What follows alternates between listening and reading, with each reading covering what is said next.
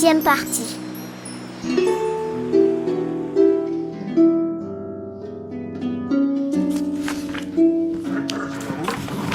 De son côté, Flynn voudrait s'acquitter au plus vite de sa mission. Il comprend vite que Réponse est terrifié par les brigands dont lui a parlé Mère Gothel. C'est pourquoi il l'emmène à la taverne du Canard Boiteux, un repère d'abominables criminels. Il espère qu'ainsi, la jeune fille lui suppliera de la raccompagner à sa tour. Le plan de Flynn fonctionne. Réponse a si peur qu'elle veut aussitôt repartir. Mais l'un des bandits leur barre le chemin en brandissant l'avis de recherche du jeune voleur. « C'est toi ?»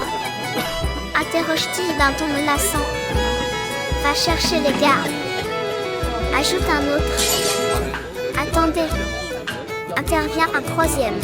« Moi aussi, j'ai besoin d'argent. » Pour protéger Flynn, Réponse utilise ses cheveux et assomme une des brutes qui le menace. « Laissez-le !»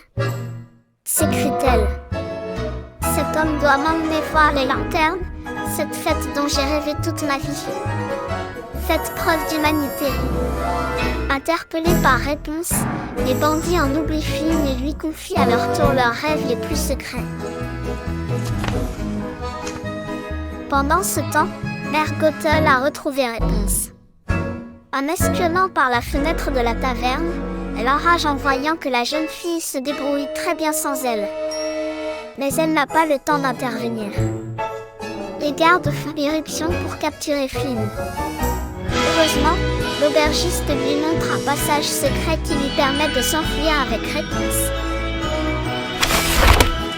Seulement, Maximus flaire l'entrée du souterrain et s'y engouffre, suivi des gardes.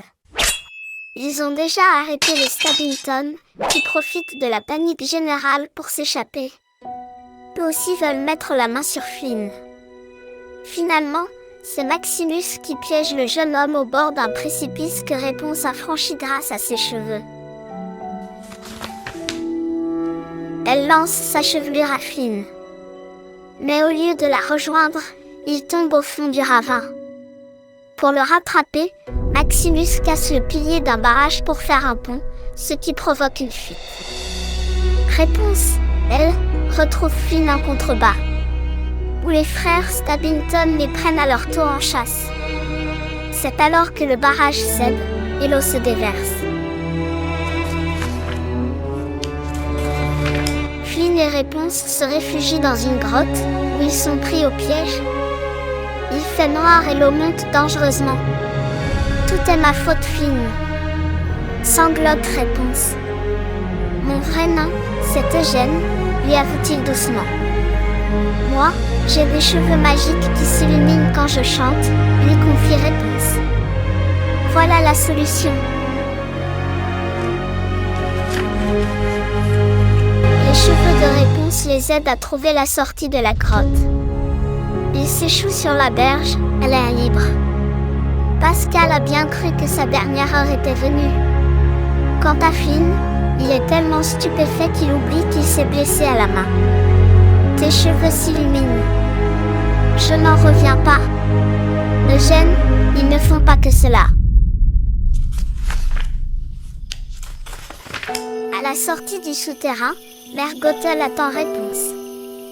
Elle sait où elle se trouve parce qu'elle a menacé l'un des bandits de la taverne.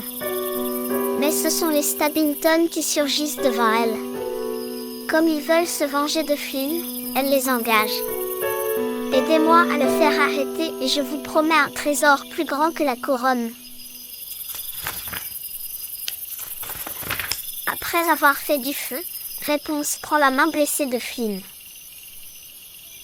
Fleur aux pétales d'or, répand ta magie, inverse le temps, rends-moi ce qu'il m'a pris, guéris les blessures, éloigne la pluie, ce destin pur.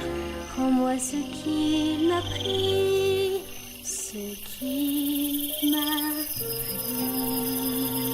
chante-t-elle pendant que ses cheveux s'illuminent. À la fin de la chanson, la main de Flynn est guérie. La jeune fille lui explique ensuite que Mère Gothel la cache pour protéger sa chevelure. Si on la coupe, elle perd son pouvoir.